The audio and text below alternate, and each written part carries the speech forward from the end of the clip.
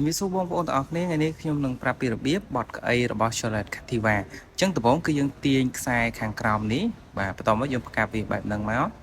បាទហើយមួយទៀតយើងមានខ្សែនៅខាងគៀនមួយទៀតអញ្ចឹងយើងទាញមកយើងអាចបត់ក្អីបានរៀបស្មើហើយអញ្ចឹងតកតងនឹងក្អីមកជំហៀងទៀតខាងឆ្វេងគឺយើងទាញខ្សែនៅខាងក្រោមដូចគ្នាហើយតកតងជាមួយនឹងការបត់ក្អីមកមុខគឺយើងទាញខ្សែខាងឆ្វេងនេះដូចគ្នាអញ្ចឹងណាអូខេជាមួយខ្ញុំសាកទាញជូនពុកម៉ែបងប្អូនទាំងអស់គ្នាបាទអញ្ចឹងយើងទាញខាងមុខនឹងមកហើយបន្ទាប់មកយើងផ្កាប់កៅអីទៅខាងមុខហើយបន្ទាប់ពីហ្នឹងគឺយើងទាញខ្សែមួយទៀតគឺយើងអាចបត់កៅអីរៀបស្មើបានហើយអញ្ចឹងគឺ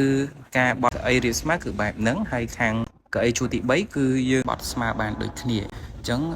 មានខ្សែមួយនៅខាងក្រោយនេះយើងគ្រាន់តែទាញមកយើងអាចបត់កៅអីទៅមុខបានហើយអញ្ចឹងតើតើជាមួយនឹងវីដេអូរបៀបនៃការបត់កៅអីរបស់រថយន្ត Charlotte Cativa របស់ខ្ញុំមានតែប៉ុណ្ណឹងសូមអរគុណសូមជម្រាបលាជួបគ្នានៅវីដេអូក្រោយ